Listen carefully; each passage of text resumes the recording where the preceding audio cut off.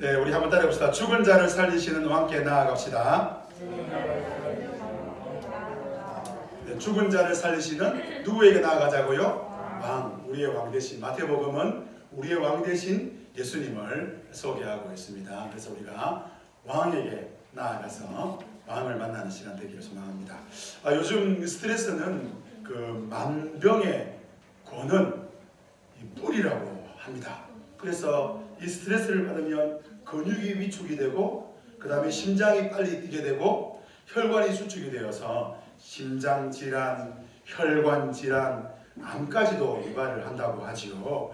이 또한 이 정신적인 문제를 일으켜서 우울증, 조울증과 같은 다양한 정신질환을 유발한다고 합니다. 제가 얼마 전에 정신건강이라는 연세대 의사 선생님이 쓰셨던 그 책을 읽었는데, 그 정신질환의 책들을 쫙 목록을 다 적었는데, 그걸 제가 다 읽으면서 내린 결론이 뭐냐, 이건 나다 이 생각이 들어요. 조증도 나고, 우울증도 나고, 조울증도 나고, 신경질환도 나고, 만성질환도 나고, 다 전부예요. 쭉 이야기하고 있는 거예요. 그래서 여러분, 제가 오늘 그래서 여러 가지 방법이 있는데, 그 중에 하나, 이 스트레스를 풀 수 있는 방법을 제가 오늘 알려드리겠습니다. 여러분 한번 따라하겠습니다. 손을 깍지를 한번 껴보시길 바랍니다. 깍지를 한번 껴서, 깍지를 껴서 위로 한번 쫙 한번 올려보겠습니다. 목사님 따라해 보십시오. 네. 쫙 한번 보겠습니다. 이렇게 기지개 펴 보겠습니다. 이것만 해도 여러분 이 스트레스가 풀린다라고 합니다. 그래서 요즘에 힘드실 때마다 여러분 하늘을 향해서 두 손을 한번 높이 들고 기지개를 한번 펴보시면 아주 좋다 이런 생각이 듭니다. 나는 스트레스를 받는다. 그러면 여러분 어떻게 하십니까? 여러분들 어떤 분들은 매운 음식을 먹습니다. 또 어떤 분들은 좋은 곳에 여행을 가면 막 스트레스를 풀린다. 이런 분도 있습니다. 여러분들은 어떻게 하시면 스트레스를 푸십니까? 어떻게 하면 좀 더 스트레스 받지 않고 좀 더 좋은 삶을 살아갈 수 있을까? 이런 생각 안 드십니까? 저도 그런 생각이 듭니다. 근데 오래전에 들었던 이야기인데, 정설은 아니지만 들었던 이야기입니다. 이 수조 탱크, 이 차량에 이 물고기를 싣고 가는데, 화로를 싣고 가는데, 이게 스트레스를 받으니까 물고기들이 죽는다는 거예요. 산소도 충분하고 여러 개 다 충분한데 죽는다는 거예요. 그래서 어떻게 하면 이 물고기를 살아서 이제 해치까지 가져갈 수 있을까? 이렇게 봤더니 그 중에 한 방법이 그 산소통 안에, 수소 탱크 안에 이 상어, 조그마한 상어 한 마리를 탁 집어넣는답니다. 그러면 이 물고기들이 죽을 만큼 스트레스를 받을 시간이 없다는 거예요. 살려고 도망다니다 보면 이 스트레스를 안 받는다. 그런 이야기를 한다는 것입니다. 여러분, 이게 정설은 아니지만 전쟁이 터지면 사람들이 몇 가지 병이 사라지는데 그 중에 하나가 불면증이 사라진답니다. 밤에 잠이 안 온다. 그런 게 없답니다. 그냥 틈만 나면 자기 때문에 잠이 안 온다 이런 거 없고, 두 번째는 내가 지금 소화가 안 되는 게 없답니다. 막 먹을 게 없기 때문에 소화가 안 된다고. 마지막 세 번째로 저처럼 허리가 아프다. 허리 아픈 게 없답니다. 폭탄 치지고 내부에서 아이고 허리야 이런 거 없다. 벌떡 일어나서 뛰어다닌다고 해서 문제 없다라고 말하는 것입니다.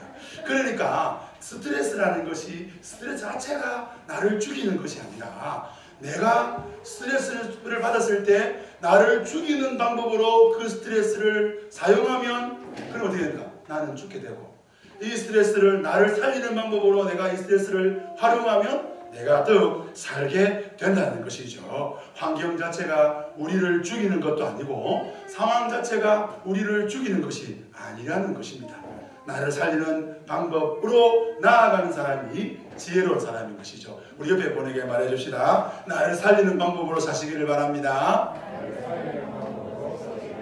그 나를 살리는 분이 누구라고 했습니까? 죽은 자를 살리시는 왕이 아닙니까? 여러분, 죽은 자를 살리시는 왕, 그 예수님께로 나아가는 그 자가 가장 지혜로운 자라는 것이죠. 죽을 수밖에 없는 상황, 죽을 수밖에 없는 환경, 이 상황에 난 딱 죽기에 딱 맞겠다. 그 싶을 때에 가장 지혜로운 사람은 어떤 사람입니까? 그 사람은 나를 살리시고 죽은 자를 살리시는 왕께로 나아가자는 것이죠. 우리 한 주간 살아갈 때에 다른 것은 잘 모르겠지만 이것 하나만 기억합시다. 죽은 자를 살리시는 누구에게 나아가자고요? 왕께로 나아가시기를 바랍니다. 한번 더 고백합시다. 죽은 자를 살리시는 왕께로 나아갑시다.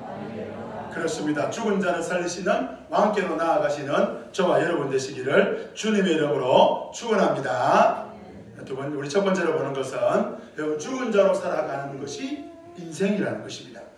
참 슬픈 이야기죠. 죽은 자로 참 모순이지 않습니까? 죽은 자가 살아간다. 모순이죠. 그런데 우리 인생이 모순이지 않습니까? 죽은 자로 살아가는 것이 인생이라는 것이죠. 신 앞에 단독자라고 말한 유명한 철학자 키에로 케고르는 이 인간에게 있어서 가장 큰 공포가 뭐냐? 그것이 바로 죽음이라는 거예요. 이 죽음 앞에 서게 되면 인간은 가장 큰 공포 가운데 벌벌 떨게 된다는 거예요. 그런데 이 모순이 뭐냐? 인간이 그 죽음이라는 죽음 앞에 설 때야 비로소 하나님을 보게 된다는 거예요. 언제 하나님을 보냐? 평소에는 하나님이 안 보인다는 거예요. 평소에 하나님 보이고 하나님 말씀하고 하나님 뜻이 보이면 좋은데 잘 그렇지 않다는 거예요. 그런데 인생이 죽음 앞에 섰을 때, 죽음이라는 공포가 찾아왔을 때, 죽음과 같은 절망이 나에게 찾아왔을 때, 그때 나도 모르게 하나님 하게 된다는 거예요. 그때 나도 모르게 하나님 도와주세요 그러게 된다는 거예요. 그때 나도 모르게 하나님을 바라보게 된다는 것이에요. 평소에는 하나님이 내 머릿속에 계셨습니다. 평소에는 하나님이 이 예배당에만 계셨어요. 그런데 언제 하나님이 나에게 찾아오느냐? 죽음의 공포와 절망과 두려움이 나에게 딱 찾아왔을 때 키에로 케고르는 말합니다. 그때야 비로소 하나님이 보인다는 거예요. 성도 여러분, 저와 여러분은 어떻습니까? 우리는 죽음의 공포를 원하지 않습니다. 우리는 죽음의 그 절망을 원하지 않습니다. 우리는 그냥 편안하고 행복하고 즐겁게 되기를 소망합니다. 그런데 우리가 이해할 수 없는 죽음이라는 공포가 두려움이 찾아올 때 우리는 누구를 만나게 됩니까? 하나님을 만나게 된다는 거예요. 성도 여러분, 그래서 이 죽음이라는 공포는 두려움인 동시에 축복이라는 것이죠. 오늘 본문에 죽은 자로 살아가는 한 여인이 먼저 등장하지요. 12년 동안 혈류병을 앓았습니다. 이 혈류병에 대해서는 레위기 15장에 보면 몸에서 피가 유출된다 해서 유출병이라고 그래요. 피가 나오는 병이에요. 이 피가 나오는 유출병에 걸리면 이 세 가지로부터의 단절이 고통이 옵니다. 첫째가 뭐냐면 개인적인 단절, 개인적인 고통이에요. 생각해보세요. 사람이 몸이 멀쩡한데 피가 계속 나온다고 생각해보세요. 그 피가 어디서 나오든가 피가 계속해서 나오는 거예요. 그러면 얼마나 몸이 아프고 힘들겠습니까? 여러분요, 이 병이라는 게요, 아파 본 사람만 알아요. 안 아픈 본 사람은 그 병을 잘 몰라요. 저도 신방을 가보지만 제가 아파 본 병에 걸린 분들은 막 공감이 돼요. 그런데 제가 아파 보지 못한 병에 대해서는 잘 모르겠어요. 아유, 많이 아프시겠구나 이렇게 느끼지 잘 몰라요. 두 번째로는 사회적인 단절입니다. 혈류병에 걸렸다. 그러면 어떻게 하면 그 사람을 만진 사람이나 그 혈류병에 걸린 그 사람 자신 만진 사람도 그 사람 자신도 다 부정하게 됩니다. 부정한다는 게 뭡니까? 그것은 공동체로부터의 단절입니다. 그냥 이렇게 버려지는 거예요. 멀쩡한데 가족으로부터 버림을 당하고 마을 공동체로 버림을 당하는, 그러니까 어떻게 되면 갈 데가 없는 거예요. 그 고통을, 그 병에 걸리면서 그 병을 나을 때까지는 계속해서 그 고통을 짊어져야 되는 것입니다. 마지막 세 번째로 종교적인 고통과 단절입니다. 혈류병에 걸리면 영적으로 부정한 사람이 되니까 더 이상 하나님께 나아가 제사할 수 없고 하나님을 예배할 수 없고 하나님 앞에 기도할 수 없고, 그래서 이스라엘이라는 이 영적인 정체성을 잃어버리게 됩니다. 그러면 한마디로 말하면 죽은 자라는 것이죠. 죽지 않았습니다. 그런데 죽은 자로 살아가는 거예요. 그렇게 몇 년을 살았다고요? 12년을 살았습니다. 낳고자 애를 썼겠어요? 안 썼겠어요? 애를 썼지요. 애를 쓰고 애를 썼는데도 불구하고 치료되지 않아서 12년 동안 그 긴 세월을 보냈다는 겁니다. 두 번째로 한 여인이 등장합니다. 그 여인은 여인보다는 소녀란 말이 어울리겠지요. 한 소녀, 관리의 딸입니다. 누가복음 8장 14절 이하에 보니까 이 관리가 회당장이라고 말합니다. 마을의 영적인 책임을 맡고 있는 회당장. 그 딸이 아픈 거예요. 그 본문 18절에 보니까 방금 죽게 되었다. 그 죽기 직전까지 회당장이 무엇을 했을까요? 자기 딸을 살리려고 온갖 일을 다 하지 않겠습니까? 특별히 영적인 책임을 맡은 회당장이니까 그가 하나님께 나아가 얼마나 애를 쓰며 기도했겠습니까? 하나님 살려주십시오. 하나님 제 딸을 살려주십시오. 그리고 자신이 하는 모든 의사들을 다 동원해가지고 그래서 막 했을 것입니다. 그런데 그 결과가 뭡니까? 자신의 딸이 죽게 되었다는 거예요. 살아있어야 했는데 죽어버렸습니다. 살아있지만 죽은 자로 살아가는 한 여인이 있습니다. 이 두 여인을 바라볼 때에 여러분 어떤 생각이 듭니까? 고대 사회로부터 오늘까지 죽음이라는 것은 인간에게 내려진 최고의 형벌입니다. 어느 누구도 건너갈 수 없는 강이죠. 이 죽음의 강을 건너가 버린 순간 다시 돌아올 수가 없어요. 그래서 사람들은 두려워합니다. 그리고 우리는 어릴 적부터 이 죽음에 대한 공포를 대해서 배우지 않습니까? 그걸 잘 압니다. 사랑하는 사람이 죽음을로 통하여서 이별을 경험합니다. 그래서 죽음은 무서운 것이구나. 그래서 우리 어릴 때부터 들은 이야기가 뭡니까? 너 그러면 뭐 한다 그래요? 그래 죽는다. 너 그러면 너 죽는다. 너 그러면 뭐라는 거야? 망한다. 여러분 이런 소리 안 들은 사람처럼 이렇게 표정을 지으시는데 다 들으셨잖아요. 저만 들었습니까? 옆에 분을 얼굴 한번 보십시오. 들었습니까? 안 들었습니까? 들었잖아요. 공부 안 하면 뭐라 그래요? 너 뭐라 그래요? 공부 안 하면 뭐라 그럽니까? 죽는다 그러잖아요. 산다 그럽니까? 니 공부 안 하고 있네? 너 살겠구나! 이러지 않지 않습니까? 돈 없으면 뭐라 그래요? 죽는다 그러잖아요. 다 모른 척 하시네. 죽는다 그러잖아요. 그렇잖아요. 친구 없으면 쓸쓸하다 뭐라고요? 살다가 죽는다는 거예요. 왜 친구가 더 중요합니까? 친구 없으면 죽는다는 거예요. 여러분 어떻게 하면 죽는다는 말을 배우셨습니까? 뭐 예를 들어 볼까요? 아이가 어릴 적부터 어머니로부터 이야기를 듣습니다. 배우자를 잘 만나야 된다. 남편 잘 만나야 된다. 너가 아버지 같은 뭐 그런 얘기 하잖아요. 만나면 큰일 났다. 남편 잘 만나야 된다. 그래야 인생이 풀린다. 그래야 잘 된다. 그러면 그 아이가 자라서 결혼하는 이유가 뭡니까? 뭐 하려고? 살기 위해서 결혼하는 거예요. 결혼하지 않거나 좋지 못한 배우자를 만나서 결혼하면 어떻게 되는 거예요? 망하거나 죽는다는 거예요. 그렇게 배우는 거예요. 반대의 경우가 있죠. 부모의 결혼 생활이 순탄하지 못해서 엄마가 그 아이에게, 부모가 그 아이에게 말하는 거예요. 결혼은 절대로 하지 마라. 결혼하면 뭐 한다고요? 죽는다, 망한다, 붙잡는다. 그러니까 어떡합니까? 아이가 결혼을 안 하는 거예요. 왜 결혼 안 하냐? 그 아이 머릿속에 뭐가 있습니까? 결혼하면 뭐가 된다고요? 죽는다는 거예요. 여러분, 우리가 그래서 어릴 때부터 이러면 죽는다, 저러면 죽는다, 그 이야기만 들었습니다. 거리 가면 죽는다, 오른쪽으로 가면 죽고, 왼쪽으로 가면 죽고, 똑바로 가면 죽고, 그래서 오른쪽도 안 가고, 왼쪽도 안 가고, 똑바로도 안 가고, 이렇게 열심히 살고 살다가 나중에 뭐라 그럽니까? 뭐라 그래요? 어느 순간 뭐라 해요? 죽겠다. 이게 인생이라는 거예요.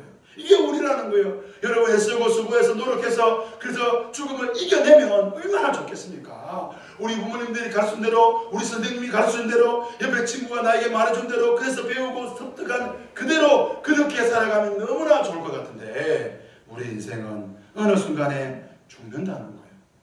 그러면 물어보겠습니다. 여러분 오늘 본문에 나와 있는 이 관리가 자신의 딸을 죽어가는데 그대로 뒀을까요? 혈 12년 동안 혈배에 걸린 이 여인이 죽은 자로 살아가는데 그냥 그가 살았을까요? 그렇지 않습니다. 내 딸아 하면서 그 딸을 살리려고 했을 거예요. 내 몸이 살아야 돼, 내 몸이 건강해야 돼 하면서 얼마나 노력하고 애를 썼겠습니까? 그런데 불구하고 12년째 지유불가라는 그런 몸으로 살아가고 그러다가 어느 순간 아파서 결국에는 죽어버린 한 소녀였다는 것입니다. 이 이야기가 그저 한 소녀의 죽음으로 12년째 혈류병으로 살다가 죽은 자로 살아가는 한 여인의 이야기로 들려지지 않기를 원합니다. 저와 여러분의 이야기로 들려지기를 원합니다. 우리 인생이 실존의 이야기가 아닙니까? 우리가 그렇게 애쓰고 수고하고 노력하는 이유가 무엇입니까? 살기 위함 아닙니까? 우리 자녀들이 그렇게 수고하고 애쓰고 공부하고 그 이유가 무엇입니까? 우리 부모님들이 그렇게 애쓰고 수고하고 노력해서 돈을 벌고 아끼고 그렇게 살아가는 그 이유가 무엇입니까? 다 살기 위함 아닙니까? 그런데 우리에게 다가오는 그림자가 있습니다. 삶입니까? 죽음입니까? 우리는 어느 순간 이러다가 죽겠구나 우리 이것을 만나게 되는 것입니다. 한 소녀의 죽음, 한 여인의 절망적인 그 12년간의 그 시간이 그 여인들의 이야기가 아니라 이 이야기가 바로 나의 이야기로 들려질 때에 하나님이 우리에게 말씀하시는 기쁜 소식, 복음이 들려지게 되는 것입니다. 지금 이 이야기가 내 이야기로 들려질 때에 오늘 본문을 통하여 우리는 하나님의 음성을 듣게 되는 것입니다. 오늘 본문에 등장한 두 여인을 통해서 여러분 죽은 자로 살아가는 인생 이야기, 그것이 바로 내 이야기로 들려주시기를 주님의 이름으로 축원합니다. 여러분, 사람들은 이야기를 통하여 삶을 결정합니다. 대한민국 질병 1위가 암이라고 하지 않습니까? 암은 무서운 질병이죠. 저는 우리 교회 성도님들 다 암에 걸린 분이 한 번도 없기를 바라요. 그러면 암에 걸리면 그 순간 암 이야기는 누구 이야기입니까? 내 이야기가 되는 거예요. 그전에는 남 이야기예요. 누가 위암에 걸렸더라, 누가 폐암에 걸리는데 숨을 쉬지 못하더라, 어렵더라, 그건 남 이야기인 거예요. 그런데 내가 암에 걸리면 내 이야기인 거예요. 여러분, 또 다른 이야기 해볼까요? 그 대학 교과가 좋더라, 그러면 고3 수험생 자 부모님들 어떤 줄 압니까? 우리 애가 그 대학에 가면 좋겠다, 그 과에 좋겠다. 그게 누구 이야기입니까? 내 이야기가 되는 것입니다. 사람은 이야기를 통하여 삶을 결정하죠. 오늘 마태는 예수님께서 고치시는 두 여인의 이야기를 말하고 있습니다. 이 두 여인의 이야기를 들을 때에 저와 여러분 누구 이야기로 들어야 됩니까? 남 이야기가 아니라 내 이야기로 들어야 되는 것입니다. 내 이야기로 들을 때에 그 내 이야기가 내 삶 가운데 실제로 죽은 자로 살아가는 인생을 살리시는 그 하나님을 만나게 되는 것입니다. 성도 여러분, 죽은 자로 살아가는 인생, 저와 여러분의 인생인 줄 알고 저와 여러분의 인생 가운데 찾아오시는 주님을 만나시기를 주님의 이름으로 축원합니다. 두 번째로 죽은 자를 살리시는 분이 왕이시라는 것입니다. 죽은 자를 살리시는 왕이 계신다는 거예요. 여러분, 첫 번째 이야기, 죽은 자로 살아가는 인생 이야기, 두 번째는 죽은 자를 살리시는 왕 이야기입니다. 우리 22절, 24절 말씀 같이 한번 읽어보겠습니다. 22절과 24절입니다. 같이 읽어봅시다. 시작. 예수께서 돌이켜 그를 보시며 이르시되 따라 안심하라, 내 믿음이 너를 구원하였다 하시니 여자가 그 즉시 구원을 받았느니라. 이르시되 물러가라, 이 소녀가 죽은 것이 아니라 잔다 하시니 그들이 비우더라. 한 관리가 예수님께 나아오죠. 예수님, 제 딸이 금방 죽었습니다. 하지만 예수님께서 죽은 제 딸의 손을 얹으시면 제 딸이 다시 살아날 줄 믿습니다. 예수님께서 이 말씀을 들으시고 제자들과 함께 관리 집에 갑니다. 예수님이 길을 가는 도중에, 관리 집에 가는 도중에 12의 혈류병에 걸린 그 여인이 예수님을 발견하게 되고 손을 든 그 예수를 보자 마음에 이런 생각이 들죠. 내가 저 예수님의 겉옷을 만지면 내가 구원을 받겠다. 그래서 예수님이 둘러싼 수많은 인파 중에서 몰래 예수님 옷을 잡았는데 예수님이 길을 가다가 길을 멈추시고 돌아보시고 말씀하시기를 누가 내 옷을 잡았느냐 이러시면서 따라 내 병 안심하라, 내 믿음이 너를 구원하였다. 그렇게 말씀하십니다. 그리고 다시 관리의 집으로 가는데 2, 3절에 보니까 관리의 집에 피리 부는 자와 떠드는 무리가 나옵니다. 유대인의 장례 풍속에서는 사람이 죽으면요 꼭 가는 사람들을 사합니다. 그래서 아이고야 아이고 하는 사람도 있고 우는 사람도 있고 피리 부는 사람도 있어요. 그 사람들 다 사가지고 이렇게 장례식을 하고 있는 거예요. 이 말은 관리의 딸이 확실하게 죽었다는 거예요. 그냥 회당장이 우리 딸이 죽었구나 착각한 게 아니라 모든 사람이 딱 보니까 아이고 정말 죽었구나 라는 거예요. 그런데 예수님께서 뭐라고 했습니까? 다 물러가라. 잔다는 거예요. 이 소녀가 죽은 것이 아니라 잔다. 그러니까 사람들이 예수님 말씀을 보고 비웃지요. 그때 예수님께서 말씀하십니다. 25절 말씀 같이 한번 읽어보겠습니다. 25절입니다. 읽읍시다. 예수께 아닙니다. 이거 아닙니다. 25절 우리 본문 25절입니다. 같이 한번 읽어보겠습니다. 무리를 내뱉은 후에 예수께서 들어가사 소녀를 잡으시고 일어난지라. 여러분 죽었던 그 소녀를 잡으면 그 소녀가 일어났다는 거예요. 누가복음에서는 달리다 쿰 소녀여 일어나라 말씀하시니 소녀가 일어났다는 거예요. 여러분 오늘 본문을 통해서 저는 계속해서 말씀드립니다. 누가 죽은 자냐? 방금 죽었던 한 소녀, 12년 혈병을 앓던 그 여인이 이러면 여러분 곤란한 거예요. 누가 죽은 자입니까? 내가 죽은 자인 거예요. 그러면 복음이 보입니다. 그러면 복음을 알게 되는 것입니다. 하나님은 지금 마태를 통하여 말씀하십니다. 누가 죽은 자냐? 주님, 제가 죽은 자입니다. 라고 말하는 이 사람들이 바로 은혜 받은 자인 것이죠. 여러분, 죽은 자를 살리시는 분이 누구입니까? 죽음의 권세를 깨뜨리신 분이 누구입니까? 바로 예수님인 것이죠. 따라 내 믿음이 너를 구원하겠다, 그렇게 말해줄 수 있는 분은 누구입니까? 목사가 아닙니다. 여러분, 그 어떤 사람도 아닌 것입니다. 즉시 12년 동안 죽은 자로 살아왔던 그 여인을 산자로 다시 회복시키시는 분이 누구인 것입니까? 실제로 죽어 장례를 치르던 그 한 소녀를 향하여 달리라고, 소녀야 일어나라, 이렇게 외치시는 분이 누구인 것입니까? 그 외침을 통하여 죽은 자가 살아난, 그렇게 하셨던 분이 누구이십니까? 바로 예수님인 것입니다. 오늘 여기서는 우리가 궁금한 것이 하나 있습니다. 여러분 잘 알다시피 여러분 사랑하던 여러분 믿음의 선배들, 친구들, 동지들, 죽음의 문턱 앞에서 어떻게 했습니까? 그들은 죽음을 이기지 못하고 죽음으로 들어갔습니다. 예수를 믿는다면 아프지 않거나 더 오래 살거나 그런 경우를 여러분 어떻습니까? 많이 보셨습니까? 예수를 믿지만 불치병에 걸리기도 하고 하나님의 부르심을 받아 영원한 천국으로 들어간 성도들을 저는 많이 보았습니다. 그렇다면 지금 마태가 무엇을 지금 말하고 있는 거예요? 하나님 마태를 통하여 어떤 복음을, 어떤 기쁜 소식을 우리에게 알려줄까요? 요한복음 11장에 보면 죽은 지 3일 지난 나사로가 등장합니다. 죽은 나사로를 찾아간 예수님은 나사로가 살아날 것이다 라고 말하니까 나사로의 눈이 마르다가 말합니다. 마지막 날에, 예수님 마지막 날에 그렇게 살 줄 믿습니다. 그렇게 말하니 예수님 말씀하시죠. 우리 요한복음 11장 25절 26절 말씀 같이 한번 읽어보겠습니다. 읽어봅시다. 시작. 예수께서 이르시되 나는 부활이요 생명이니 나를 믿는 자는 죽어도 살겠고 무릇 살아서 나를 믿는 자는 영원히 죽지 아니하리라. 이것을 내가 믿느냐? 여러분, 예수님의 죽으심과 부활과 승천을 본 초대교회는 요한복음 11장과 마태복음 9장의 죽은 자를 살리시는 그 예수님의 모습을 보면서 어떻게 했을 것일까요? 아마 이렇게 했을 것입니다. 교회는 예수님 덕분에 살아난 누군가를 집중하지 않았을 것입니다. 왜냐하면 그렇게 살아난 나사로 지금 살아있습니까? 죽었습니까? 제가 이스라엘에 가봤는데 나사로는 없고, 죽은 지 살아난 나사로는 없고, 나사로라는 이름을 가진 사람은 제가 본 적이 있습니다.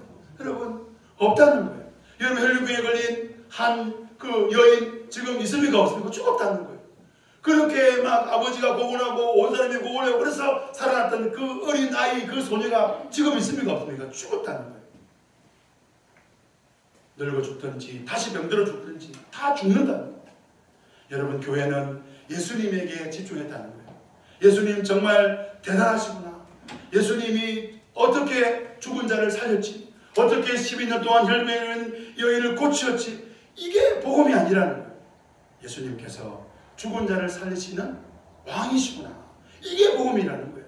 저와 여러분은 죽음을 피할 수가 없습니다. 물리적인, 육체적인 죽음을 피할 수 없고요. 제 아무리 오래 살아도 결국 죽게 되는 것입니다. 육체의 죽음은 아니라 우리의 삶의 순간순간 다가오는 환경적인 죽음. 그래서 몸은 살아있는데 뭐라 그럽니까? 죽겠다.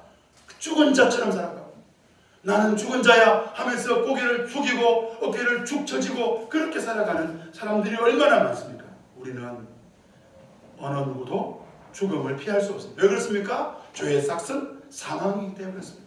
우리는 사망을 피할 수가 없습니다. 근본적인 이 문제를 해결할 수 없는데 이 문제를 해결하신 유일한 분이 예수님이시라는 것이죠. 초대교회는 죽은 자를 살리시고 죽은 자와 같은 자를 살리시는 이 장면을 접할 때마다 부활의 주, 사망 권세를 이기신 예수님을 깊이 묵상한 거예요. 성도 여러분, 주일은 어떤 날입니까? 일요일입니까? 어떤 이날은 일요일이 안 된다, 뭐 토요일을 지킨다. 근데 토요일을 지킨다는 거예요. 그 제가 이 이야기를 좀 웃긴 거예요. 여러분, 안식일이라고 말하는, 성경에서 말하는 안식일이 금요일, 오늘 토요일일까요? 어제일까요? 여러분, 시간에 같은 데서 보면, 역사적으로 보면 정확하지가 않는 거예요. 그러니까 어떤 날을 딱 잘 지킨다, 그게 아니에요. 여러분, 우리가 주일을 지키는 게 뭐냐면, 주일은 한번 따라해 봅시다. 예수님이 부활하신 날, 부활의 왕을 고백하는 날. 왜? 나를 믿는 자는 죽어도 살겠고 살아서 나를 믿는 자는 영원히 죽지 않으려는 날이라고 고백하는 날이 주일인 거예요. 주일날 뭐 사먹었다 안 사먹었다 뭐가 있냐 아니냐, 이게 주일이 아닌 거예요. 토요일이다 뭐 안식일이다 뭐 주일이다, 이거 아닌 거예요. 우리가 주일을 지키는 이유는 주일날 이날을 통하여 우리의 왕 대신 부활의 주님을 고백하는 것입니다. 주일날 공부하면 좋은 대학 못 간다. 제가 보니까요, 주일날 공부한다고 좋은 대학 못 가고 안 가는 거 아니라 공부 잘하는 친구는 좋은 대학 가고 공부 못하는 친구는 좋은 대학 못 가더라고요. 이게 하나님의 뜻인 것 같아요. 저는 잘 모르겠어요. 여러분, 우리가 주일날 교회에 오는 이유는 부활의 왕, 죽음을 이기신, 죽음에서 우리를 다시 살리신 예수 그리스도를 공적으로 고백하는 것입니다. 여러분, 그래서 우리가 사도신경에 죽은 지 사흘 만에 다시 살아나신 예수님을 고백하는 이유도 바로 이것인 것입니다. 죽은 자를 살리시는 왕을 만나야 되는 것입니다. 죽었던 한 여인을 만났다. 야, 그 여인 만나보자. 그 유명한 그 혈병에 걸렸던 그 여인 만나보자. 그게 아니라 죽은 지 살아난 3일만 다시 살아난 나사로에 집중하는 것이 아니라 매주일마다 참된 부활이신 죽은 자를 살리신 왕 예수 그리스도 그분만 바라보고 예배하시는 저와 여러분 되시기를 주님의 이름으로 축원합니다. 마지막 세 번째로 죽은 자들은 어떻게 되냐, 따라합시다. 예수님께로 나아가자. 죽었다면 어떻게 되냐, 예수님께로 나아가자는 거예요. 여러분, 본문 18절 말씀을 한번 읽어볼까요? 18절 말씀 읽어봅시다. 시작. 예수께서 이 말씀을 하실 때에 한 갈리가 와서 전하며 이르되 내 딸이 방금 죽었사오나 오셔서 그의 몸에 손을 얹어 주소서. 그러면 살아나겠나이다 하니. 21절 읽어볼까요? 시작. 이는 제 마음에 겉옷을 만져도 구원을 받겠다 하겠습니다. 여러분, 방금 내 딸이 죽었습니다. 그 관리가 말합니까? 그러나 예수님 제 딸을 만져주시면 제 딸이 살겠습니다. 12혈병에 걸린 이 여인이 마음속으로 내가 예수님의 겉옷을 만지면 내가 구원을 받겠다. 그래서 어떻게 했다고요? 그들이 만졌고 그들이 예수님께 찾아가서 살려달라고 외쳤다는 거예요. 오래전에 제가 어떤 교회 청년부 수련회 강사로 섬겼던 적이 있습니다. 이틀 밤을 집회를 했는데 하룻밤 집회를 마치고 그 다음날 집회를 이제 하려고 강사 대기실에 앉아있는데 그 교회 청년 한 명이 그 청년부 담당 목사님과 함께 제게 찾아왔어요. 이 소아마비는 아니지만, 소아마비로 뭐 많이는 아니지만 몸이 좀 비틀어진 청년입니다. 그 청년이 제게 와서 목사님 저를 위해서 기도해 주세요. 제가 물었죠. 제가 왜 기도해 주시길 바랍니까? 물었더니 목사님이 기도해 주시면 제발 낫겠다는 거예요. 그 이후로 어떤 일이 일어났는지 다음에 기회가 되면 말씀을 드리겠지만 오늘은 말씀을 드리지 않겠습니다. 식사 시간에 아무리 물어도 제가 말하지 않을 겁니다. 궁금하지 마십시오. 제가 드릴 말씀은 이거예요. 저 목사님이면 내 병이 낫겠다 생각해서 그 정리를 어떻게 했다고요? 제게 찾아왔다는 거예요. 쉽지 않잖아요. 어려운 거예요. 여러분의 육체적인 죽음, 수시 가까우로 다가오는 그 환경적인, 그 물리적인 그 죽음 앞에서 나는 죽겠구나. 그럼 여러분 어떻게 하시냐는 거예요. 스트레스, 폭발할 것 같은, 죽을 것 같은 그 상황에 여러분 직면할 때마다 여러분은 무엇을 잡고 누구를 만나시냐는 거예요. 여러분 무엇을 통해 여러분은 여러분이 당하고 있는 그 문제, 그 죽음의 문제를 해결하고자 하시느냐는 거예요. 오늘 하나님은 마태를 통해 죽음의 문제 앞에 선 두 사람의 이야기를 보여주고 있는 거예요. 그들은 죽은 자를 살리시는 그 왕 예수님께로 나아갔다는 거예요. 그 나아감에 대해 예수님은 거절하지 않으시고 그들을 고쳐주시고 죽음에서 생명으로 화답해 주셨다는 거예요. 오늘 우리에게 예수님이 복음의 실제가 되지 못하는 이유가 두 가지가 있습니다. 첫째는 나는 예수님이 말씀하시는 그 복음이 필요한가? 라는 질문 앞에 yes, 예 필요합니다 라는 답을 못한다면 예수님은 복음이 아닙니다. 성경은 저와 여러분이 죄로 죽었다고 말합니다. 죄로 죽은 내가 보이지 않으면 여러분에게 예수님은 복음이 아니죠. 두 번째로 성경에서 말하고 있는 나를 죽음에서 이끌어줄 그 죄의 문제를 해결할 수 있는 유일한 분이 예수님이냐? 라는 질문 앞에 여러분이 yes 하지 않는다면 여러분은 예수님께로 나아가지 않는다는 것입니다. 그래서 마지막 질문해 봅니다. 여러분은 지금 누구에게 나아가십니까? 힐링 시대를 살아갑니다. 치유와 회복을 강조합니다. 스트레스 제로 강조하고 있습니다. 여러분 어떻습니까? 성도 여러분에게 참된 힐링, 참된 자유가 어디에 있습니까? 죽은 자를 살리시는 그 왕께로 나아가시는 저와 여러분 되시기를 주님의 이름으로 축원합니다. 말씀을 뵙겠습니다. 기독교는 실제죠. 물리적 죽음이 찾아왔다, 육체적 죽음이 다가오고 있다, 그러면 여러분 누구에게 나아가야 된다는 거예요. 육체의 죽음뿐 아니라 순간순간 다가오는 환경적인 죽음이 우리에게 다가올 때마다 여러분, 그래서 대인관계로 죽을 것 같고, 내가 저 사람 때문에 죽을 것 같다, 가까운 이들로 상처받아서 죽을 것 같고, 어떤 물질의 문제로 죽을 것 같고, 어떤 마음의 어려움 때문에 죽을 것 같고, 그럴 때마다 매일매일 매 순간 죽음의 문턱을 넘나드는 분들이 계신다면, 우울증 때문에 고통하고 절망하신다면, 여러분, 우리 그때마다 그리스도인들은 어디로 가야 됩니까? 예레미야 선지자를 통하여 예레미야 2장 13절에 이렇게 말합니다. 앞으로 한번 떼어볼까요? 예레미야 2장 13절 말씀 같이 한번 없습니까? 제가 읽어드릴까요? 내 백성이 두 가지 악을 행하였나니, 두 가지 악이었다니. 첫 번째는 곧 그들이 생수에 거는 대신 하나님 나를 버린 것과 스스로 모여 웅덩이를 판 것, 그런데 그 물은 물을 거두지 못하는 터진 웅덩이다 라고 말하고 있습니다. 성도 여러분, 오늘 이 시대에 복음은 분명히 있습니다. 죽은 자와 같은 우리를 살릴 수 있는 복음은 분명히 계십니다. 그럼 어떻게 돼요? 하나님께로 가야 되는 거예요. 그런데 스스로 웅덩이를 파고 있다면 그 웅덩이는 어떤 웅덩이요? 터진 웅덩이요? 소용없는 웅덩이라는 것입니다. 다시 하나님께로 나아갑시다. 부활의 주일날 다시 예수님의 이름을 부릅시다. 그리고 예수님, 저를 살려주십시오. 예수님, 저를 회복시켜 주십시오. 그래서 부활의 주님, 생명의 주님을 만나시는 저와 여러분 되시기를 주님의 이름으로 축원합니다.